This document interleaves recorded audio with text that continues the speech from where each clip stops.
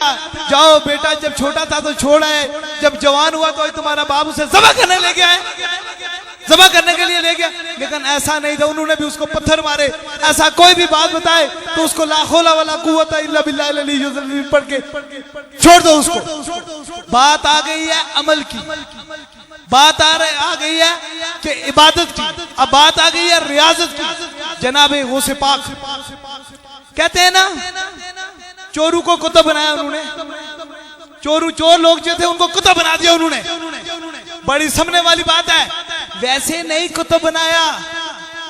गौसे पाक का एक मुरीद था, उन्होंने कहा हुजूर मैं चाहता हूं कि मैं भी आपकी तरह मखलूक खुदा की खिदमत करूं, मैं आपके तर्ज अमल से लोगों की खिदमत कर रहा हूं। उन्होंने कहा बात इस तरह है, तुम आओ, आज तुम्हारा जो है वो चेला पूरा हो गया। तुम उन्होंने चंद खातमों को, चंद चाहने वालों को लेके जंगल की तरफ चले गए। ये बात गौर से सुने, यहाँ थोड़ा मौसम की तब्दीली हो जाती है, जब दरवेश बोलता है डरना नहीं, खैर होगी। ये कई हजार मुकामात पे खिताब कर चुका हूँ, याद रखें, रहमत बरसना शुरू हो जाती है, ये जरूरी याद रखें। जब उसको जंगल की तरफ ले गए, उन्होंने खादमों को कहा कि इसको एक दरख्त के साथ बांध दो, इसकी टांगे भी बांध दो, इसकी गर्दन भी बांध दो और नीचे नेजा रख दो। जब ये कहा, उन्होंने कहा रात के 12 बजे यहाँ चोर आएंगे। क्या होंगे? चोर आएंगे और चोरों का गुजर होगा और ये रस्सी कटेगी और तुम इस नेजे पे लगोगे, फिर तुम दरवेश बनोगे। ये बात सुनी तो लटका रहा, ईमान उसका कमजोर होता रहा, सोचता रहा। इतने में चोरू को, उनके कहने के मुताबिक चोरू का एक काफिला आया, चोरू का। उन्होंने कहा भाई तुम्हें कान यहाँ लटका के क्या? उसने कहा बात यह है, मुझे शेख अब्दुल कादिर जिलानी यहाँ लटका के गए। उन्होंने कहा क्यों लटका के? उन्होंने कहा रात के चोर आएंगे और ये रस्सा काटेंगे और ये नेजा तुम्हें लगेगा। चोर तो था, चोरू का सरदार था, लेकिन मानना दरवेशों को था, अकल वाला था। उसने कहा तुम्हें छोड़ दूंगा, मैं तुम्हें छोड़ दूंगा अगर यही अमल तू मेरे साथ करे तो। तू भी इसी तरह मुझे बांध दे और फिर रस्सा काट।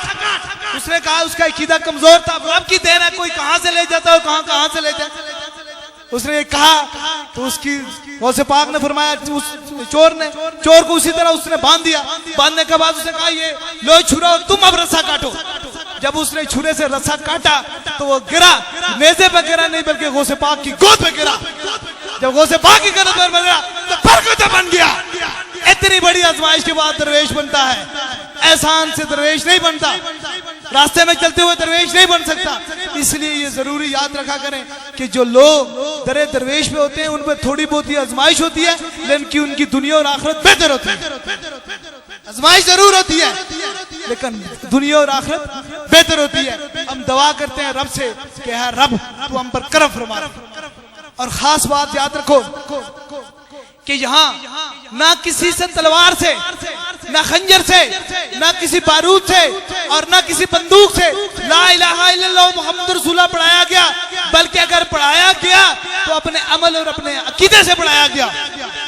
मैं कश्मीर के दौरे पे गया तो सैनी जो है वो आखिरी बॉर्डर, वहां के लोग आए हुए मौजूद है, वहां बिल्कुल आखिरी बॉर्डर है। वहां कायदियानियत 60% कायदियानी है जो मुसलमान नहीं है, और 40% जो लोग हैं वो मुसलमान हैं बड़ी तादाद में। वहां मैंने सिर्फ 5 मिनट खिताब किया। एक उनका उस्ताद जो ही मैं खिताब की करके नीचे उतरा, मेरे कदमों पर गिर गया और पढ़ लिया उसने ला इलाहा इल्लल्लाह मुहम्मद रसूलुल्लाह। अब बताएं वो किसी बंदूक से डर के उसने पढ़ा, किसी बारूद से होकर डरा, बल्कि जब उसने देखा कि इनके दिल से अंदर से इश्क़ मुस्तफा कितना टपकता है तो रब का हुक्म हो गया, तू पढ़ ले ला इलाहा इल्लल्लाह मुहम्मद रसूलुल्लाह। इस्लाम कबूल कराया तो दरबार आलिया बुलावड़ा शरीफ में इस चीज से किया कि लोगों को बता के लोगों की मुश्किलें रब ताला से हल करा के किया। और आप लोग जो भी आए हैं उर्स मुबारक की तकरीब में ये याद रखें, मैंने आपको मिसाल दे दी कि इतने बड़े तूफान को अगर दरवेश संभाल सकता है तो आपकी कोई बीमारियां, कोई मुसीबतें नहीं रहेंगी, बशर्ते कि यह अकीदा हो कि शफाअत दरबार आलिया बुलावड़ा शरीफ से खुदा दे।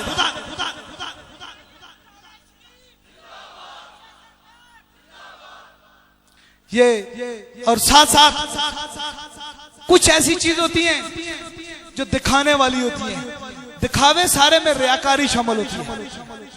दिखावे में रियाकारी शामिल होती है। जो भी चीज दिखाई जाती है ना, जो वो क़यामत वाले दिन मुंह में मारी जाती है। दरबारे आलिया बिलावड़ा शरीफ से हर नई सुबह एक मैसेज उठता है कि पढ़ो कुरान और पढ़ो नमाज, हर रोज पढ़ो नमाज और पढ़ो कुरान। लेकिन वो वाला नमाज, वो वाला कुरान नहीं जो क़यामत वाले दिन तुम्हारे मुंह पे मारा जाए, बल्कि वो वाली नमाज जो नबी पाक सल्लल्लाहु अलैहि वसल्लम ने पढ़ी, जो सहाबाए कराम ने पढ़ी, जो इमाम हुसैन ने पढ़ी, ऐसी नमाज पढ़ो। ये हर रोज मैसेज दिया जाता है और मेरी तरफ से ये पैगाम है कि आप अल्लाह ताला की रस्सी को मजबूती से थामे रखें और किसी तफरके में न बने। ये अल्लाह का हुक्म है। इसलिए ये जरूरी याद रखें दो चार बातें कि हमारा किसी सियासी जमात से कोई तल्लुक नहीं, किसी दुनिया की किसी जमात से तल्लुक नहीं। अगर हमारा जमात है तो या रसूलुल्लाह के चाहने वालों की जमात है, और या रसूल अल्लाह के चाहने वाले हमेशा लोगों के लिए रहमत लेकर आते हैं, मुसीबत नहीं ले आते, बल्कि हमारे हाथ से रब ताला सबको शिफा देता है। मैं दुआ करता हूँ जो दरबार आलिया बिलावड़ा शरीफ को की समझ नहीं है, रब काबा उनको समझ दे, और जिनको समझ है उन पर रब अपना रहम कर दे। मैं किसी की खातर कोई बदुआ नहीं करता, कोई ऐसा नहीं करता कल क़यामत वाले दिन मेरी जात पे आ जाए। हजरत अली एक जंग में एक काफिर को गिराया, तो क्या हुआ कि काफिर ने उनको जब खंजर उसके सर पे रखा तो काफिर ने उनके मुंह पे थूक दिया, मुंह पे थूक दिया। बड़ी पते की बात है। तो अली ने छोड़ दिया, अली ने खंजर हटा दिया। सहाबाए किराम ने पूछा कि अली बताओ तूने खंजर क्यों हटाया?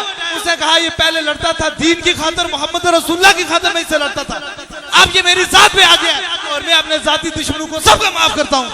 और हम कौले अली को सामने रखते दरबार आलिया बिलावड़ा शरीफ से पैगाम है कि मेरे सारे जो जाती दुश्मन है उन सबका माफ करता हूँ, लेकिन उसको नहीं माफ करता हूँ जो गुस्ताखे औलिया है और गुस्ताखे सहाबा है और गुस्ताखे रसूल है, उसके लिए कोई माफी नहीं। मेरी जात के लिए सब माफी है। मेरी जात से जो ज़्यादती की है मैं उसको माफ करता हूँ, मेरी क्या औकात है। लेकिन अपने अकीदे पर कभी बिकता नहीं हूँ, कभी पैसों पे बिकता नहीं हूँ। मुझे कई हजार आफरें हुई, कई लाख आफरें हुई तो सरकार आप ऐसे बोला ना करें, हमारी दुकान खत्म हो जाएगी, हमारा कारोबार खत्म हो जाएगा। मैंने कहा बात यह है या तो ये सांस निकलेगी तो ये आवाज खत्म होगी।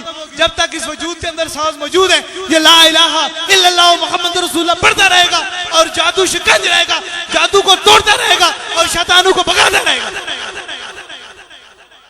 और मेरे चाहने वालों के लिए ये खबर है, जरूर याद रखें। वो कहते हैं गिरते वही है जो शाह सवार होते हैं, भला वो तल्फ क्या करे जो घुटनों के बल चलता है। कहते उसी में लोग हैं जिसके अंदर रब ने कुछ दिया होता है, जिसको कोई जानता ही नहीं उसकी कोई मुखालफत कौन करता है।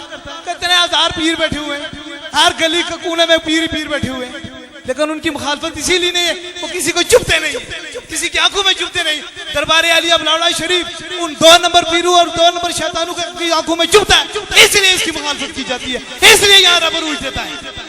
और देखें रब ताला कहता है तू मेरे नाम को पुकार, तू मेरा कर तो मैं तेरे से राजी हो जाऊं। तू एक बार मुझे बुला मैं तुम्हें 70 मरतबा बुलाऊंगा।